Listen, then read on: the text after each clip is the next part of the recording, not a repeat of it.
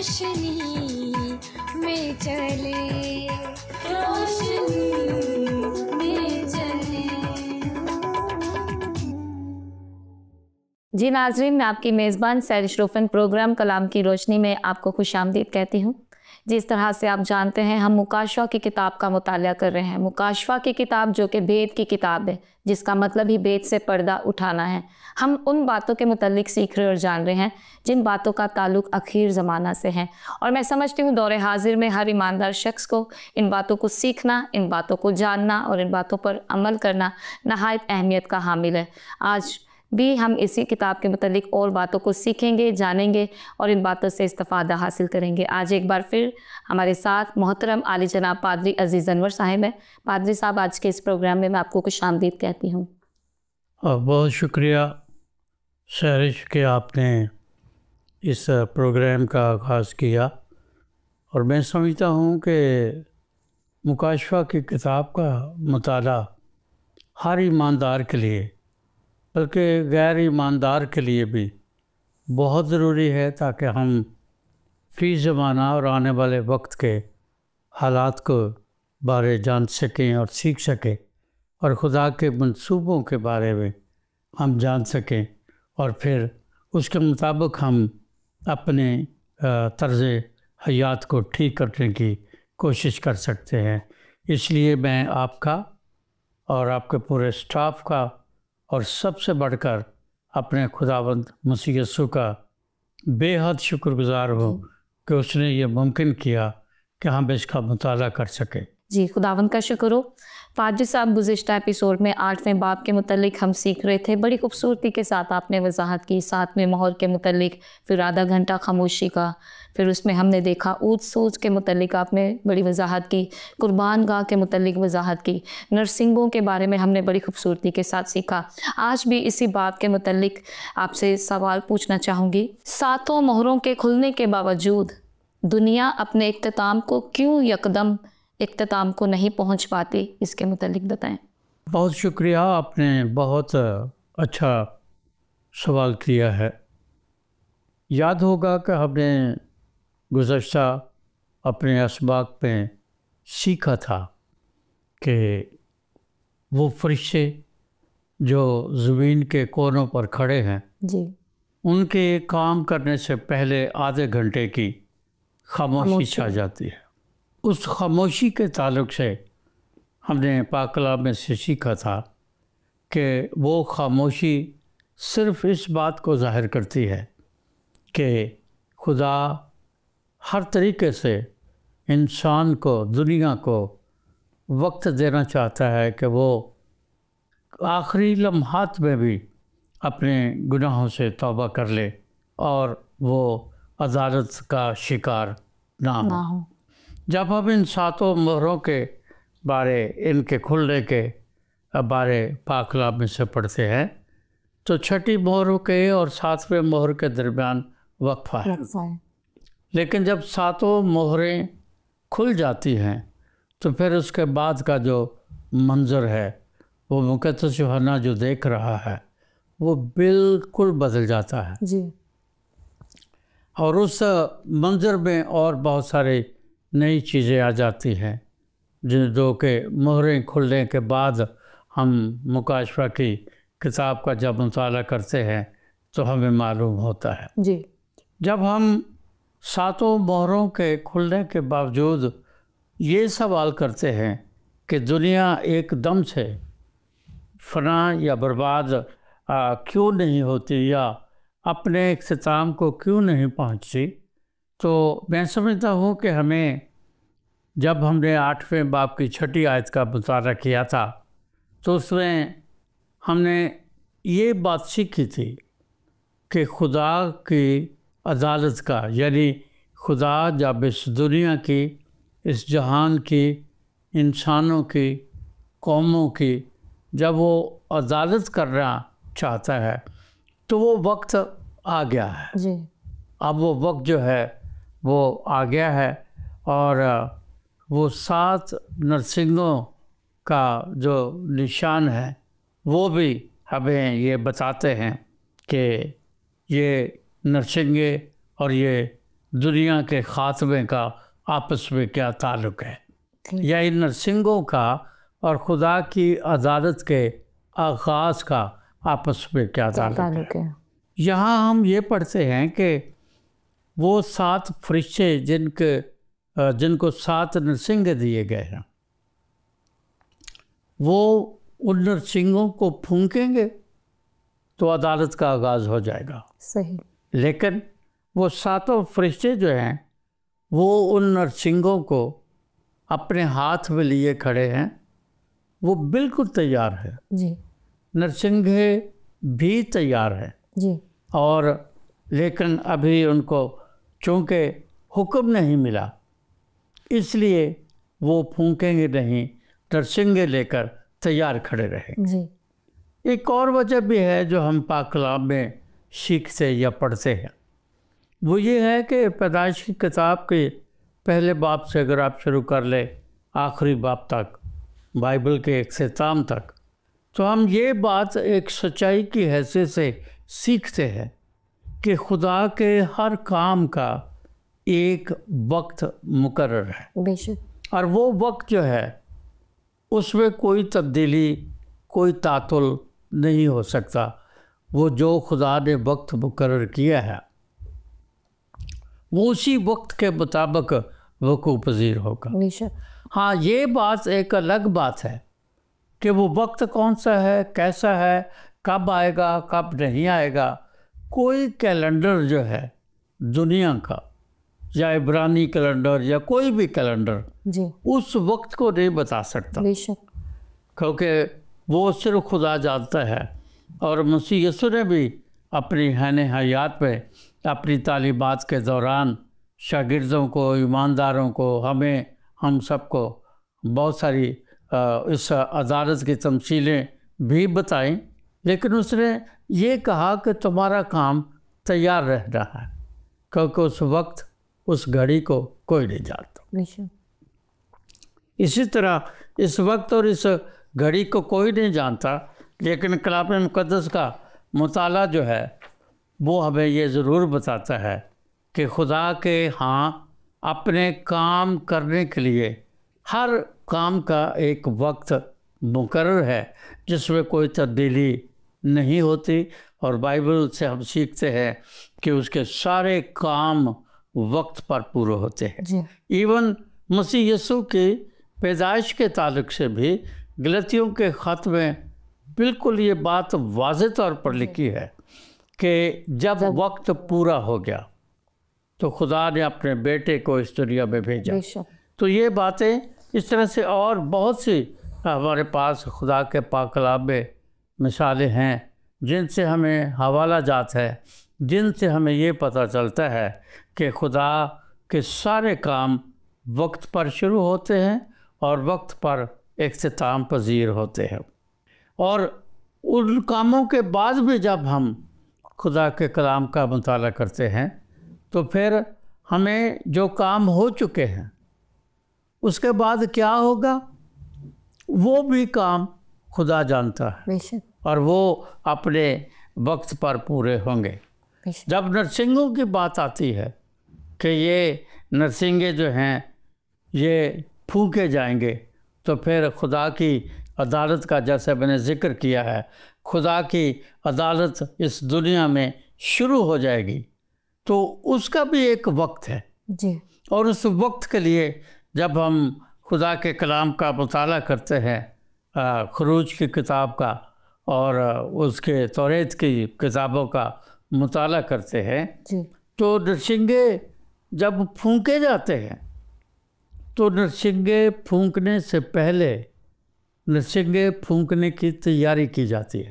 ٹھیک، وہ طریقہ کار جو ہے وہ بائبل مقدس میں درج ہے، بے شک، کیونکہ جو نرسنگیں پھونکنے والے لوگ ہیں، میں نے گزشتہ اپنا پروگرام میں آپ کو بتایا تھا کہ وہ نرسنگیں کیا ہیں، کیسے ہیں، کن حالات میں کس وقت پھونکے جاتے ہیں، لیکن پھونکنے سے پہلے جو طریقہ کار بائبل مقدس میں ہے وہ یہ ہے کہ ان نرسنگوں کو پھونکنے والے وہ فرشتے ہیں یا کاہن ہیں جی، یا انسان ہیں یا کوئی بھی ہے، جی، وہ سب سے پہلے اسے اپنے ہونٹوں سے لگاتے ہیں، اور ہونٹوں سے لگانے کا ایک طریقہ ہے جو بائبل میں درج ہے، صحیح، اور وہ ایک تربیت کا حصہ ہے، کیونکہ ہر بندہ نرسنگے میں پھونک مار سکتا ہے شاید، لیکن وہ اس میں سے نرسنگے کی آواز نہیں پیدا کر سکتا۔ صحیح، اس لیے نرسنگا پھونکنے کے لیے نرسنگا پھونکنے والوں کی تربیت کی جاتی ہے، ٹھیک، جس میں پہلا قدم یہ ہے کہ نرسنگے کو ہونٹوں سے کیسے لگانا ہے۔ صحیح، دوسری بات جو ہے وہ یہ ہے کہ اس نرسنگے کو ہونٹوں سے لگا کر پھر اپنے سانس کو لمبے وقت کے لیے کیسے روکنا ہے، یہ دوسری بات ہے۔ یہ ان کی تربیت کا حصہ ہے، کیونکہ ہر بندہ نرسنگے میں پھونک نہیں مار سکتا، کیونکہ اس کے لیے لمبا سانس چاہیے، اور اس کی بھی تربیت دی جاتی تھی۔ تو پھر اس میں وہ سانس جو ہے وہ روکتے ہیں۔ صحیح، پھر یہ ہے کہ وہ اپنے ہونٹوں سے لگا کر سانس روک لیتے ہیں، دوسری بات۔ اور تیسری بات ان کے لیے یہ ضروری ہوتی ہے کہ وہ اپنے کمانڈر کے اشارے کا انتظار کرتے ہیں۔ ان کی آنکھیں اپنے کمانڈر کے طرف لگی رہتی ہے، جی، اور تاکہ وہ ان کو اشارہ کرے تو وہ پھونکیں گے۔ صحیح، اگر وہ اشارہ نہیں کرتا تو پھر وہ نہیں پھونکتے، اور جو ہی وہ اشارہ کرتا ہے، جو ہی وہ کاشن دیتا ہے، جو ہی وہ اعلان کرتا ہے، جی، تو پھر ان کو اس حکم کو بجا لانا بہت ضروری ہے، اور اس کو وہ فوراً ان کو بجانا ہوتا ہے، کیونکہ حکم جو ہے وہ دے دیا گیا ہے۔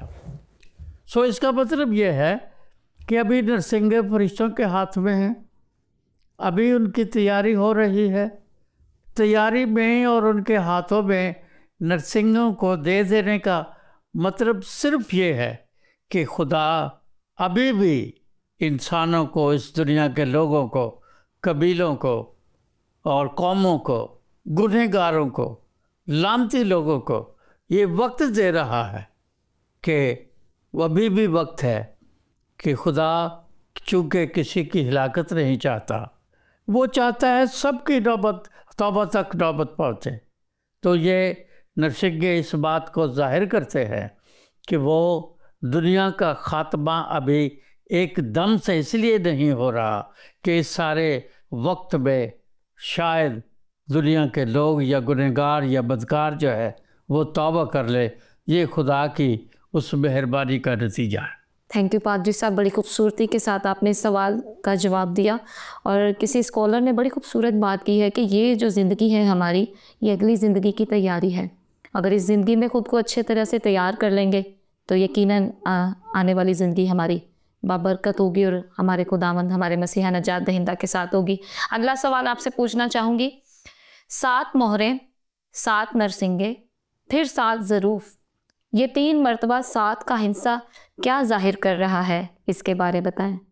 یہ بھی آپ نے بہت اچھی بات پوچھی ہے، بہت اچھا سوال ہے، کیونکہ 7 کا ہندسہ جو ہے، یہ 7 کا جو عدد ہے، یہ مکاشفہ میں اکثر استعمال کیا گیا ہے۔ جی، ویسے تو پیدائش کی کتاب سے شروع ہوتا ہے، 6 دن تک خدا تخلیق کرتا ہے، جی، 7ویں دن آرام کرتا ہے، یعنی 7 کا ہندسہ پیدائش کی کتاب یا بائبل کے آغاز سے ہمیں پڑھنے، سننے اور سیکھنے کو ملتا ہے۔ جی، تو یہاں چونکہ مکاشفہ میں اس کا زیادہ استعمال کیا گیا ہے، کیونکہ یہ آخری کتاب ہے اور یہ خدا کے آخری کام کو پیش کرتی ہے، خدا کے اس آخری وقت کو پیش کرتی ہے، جب ابلیس اور اس کی ساری شرارتیں یا اس کے سارے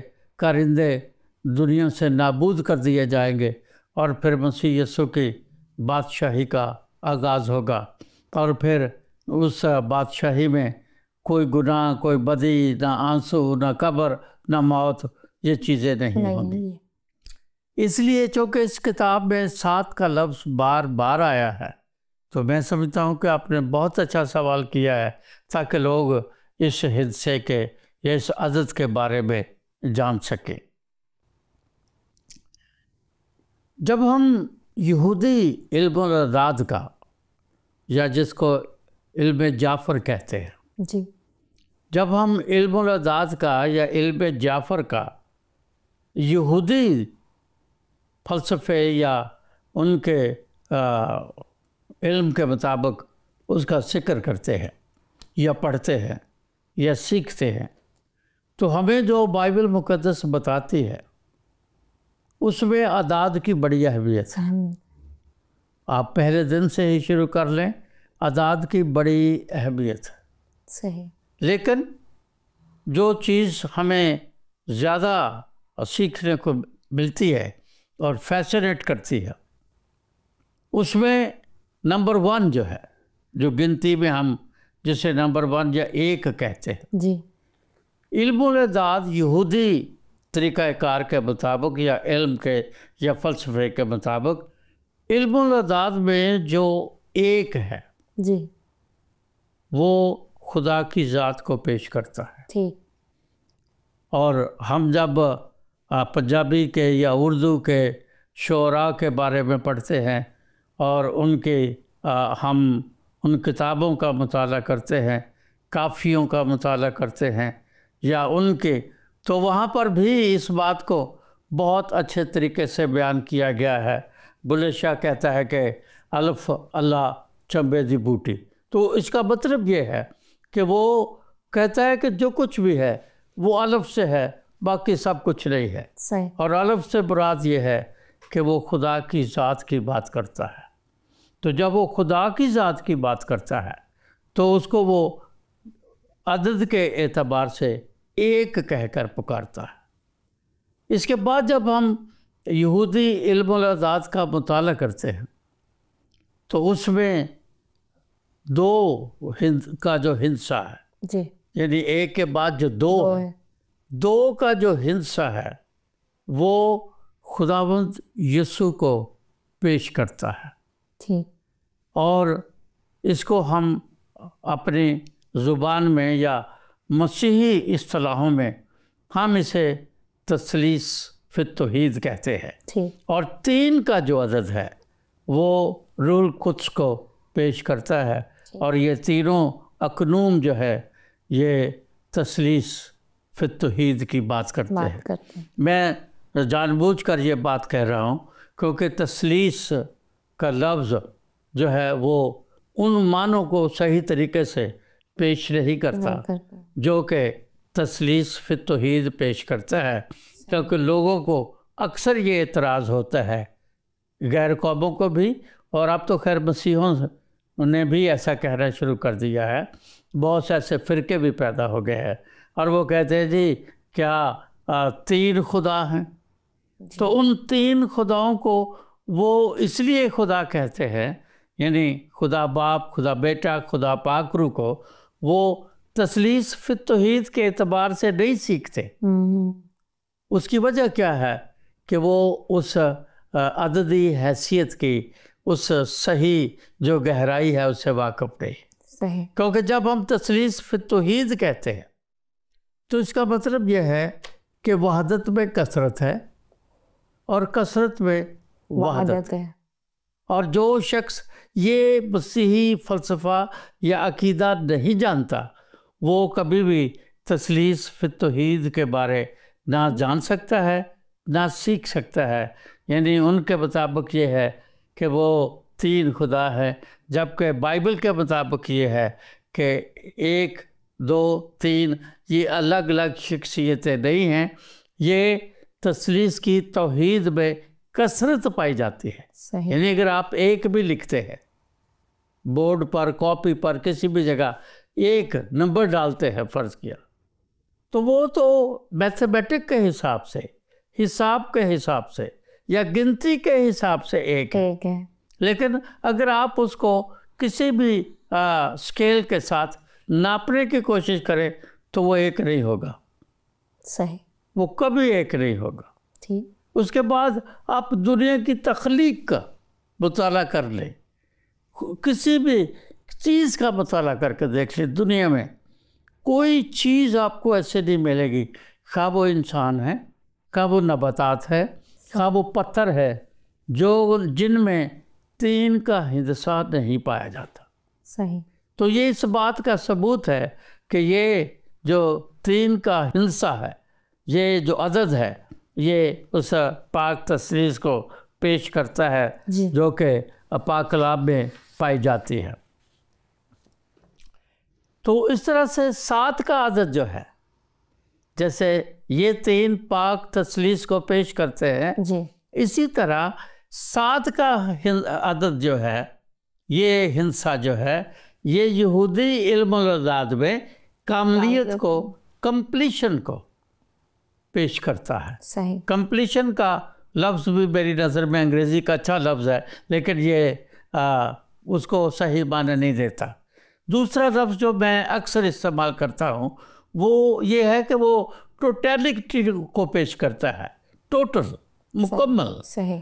چونکہ وہ ٹوٹیلٹی کو پیش کرتا ہے، اس لیے یہ جو 7 کا ہندسہ ہے، یہ خدا کے اس منصوبے کی کاملیت اور اس کے اختتام اور اس کی اس حیثیت کو پیش کرتی ہے جو دنیا میں خدا عدالت جب کرے گا، دنیا کی عدالت کرے گا، گناہ کی عدالت کرے گا، انسانوں کی عدالت کرے گا، تو اس کی عدالت جو ہے وہ A to Z مکمل ہوگی، پھر اس میں کسی طرح کا کوئی کام باقی نہیں ہوگا، شروع ہوگی تو پھر اختتام ہوگا۔ سدوم اور عمورہ میں یہی ہوا، انہوں نے لوط سے کہا کہ یہاں سے نکل جاؤ، اور جب وہ نکل گئے تو لکھا ہے آسمان سے آگ اور گندھک نازل ہوئی اور سدوم اور عمورہ کو صفحہ ہستی سے مٹا دیا۔ تو جو کام ہمیں یہ یاد رکھنے کی ضرورت ہے کہ 7 کا ہندسہ یہ بتاتا ہے، عدد یہ بتاتا ہے کہ خدا جو کام کرتا ہے اس میں کسی کام کو پھر ادھورا نہیں چھوڑتا، وہ نامکمل نہیں چھوڑتا، وہ بیچ میں نہیں چھوڑتا۔ اگر بیچ میں کوئی وقفہ ہے تو اس کے معنی فرق ہے، یا بیچ میں اس نے روک دیا ہے تو اس کے معنی یا خدا کے ارادے فرق ہیں۔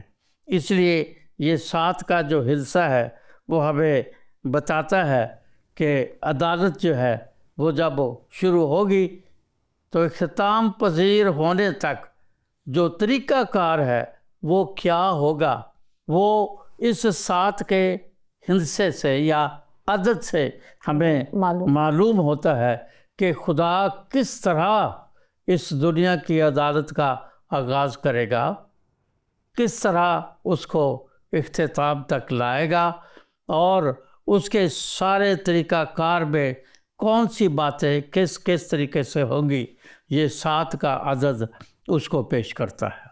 تو خدا کے اس طریقہ کار کے بارے جو میں بات عرض کر رہا ہوں وہ ہمیں بائبل مقدس میں جگہ جگہ نظر آتی ہے۔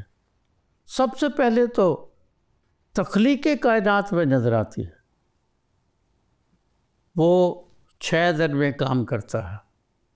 ہر روز جو وہ کام کرتا ہے یا تخلیق کرتا ہے اس میں ہر چیز ایک دن میں مکمل نہیں ہوئی، ہر چیز کی تخلیق کا مکمل ہونے کا ایک دن ہے، ایک وقت ہے، ایک طریقہ کار ہے جو وہاں بائبل مقدس میں درج ہے۔ انسان اور حیوان بھی 6 دن اس نے تخلیق کیے۔ بے شک انسان اور حیوان جو ہے اس نے ان کو تخلیق کیا، لیکن جب ہم یہ پڑھتے ہیں کہ حیوان کو اس نے کس طرح تخلیق کیا، انسان کو اس نے کس طرح تخلیق کیا، تو پھر ہمیں یہ معلوم ہوتا ہے کہ خدا کا طریقہ جو ہے تخلیق کا یا کام کرنے کا وہ اس کے اپنے ویژن کے مطابق ہے، انسان اس تک نہیں پہنچ سکتا، کیونکہ یہ انسان کے بس میں نہیں ہے کہ وہ محدود ہو کر لامحدود خدا کے सहन और उसकी सोच और उसके इख्तियार को और उसके काम करने के तरीक़ाकार को जान सके, उस वक्त तक, जब तक कलाम ही हमें बताता है, जब तक हमें खुदा खुद अपने लोगों को ना बताए, और खुदा ज़रूर बताता है अपने लोगों को, क्योंकि ये भी लिखा है कि खुदा उस वक्त तक कुछ नहीं करता जब तक वो अपने लोगों को बता नहीं देता।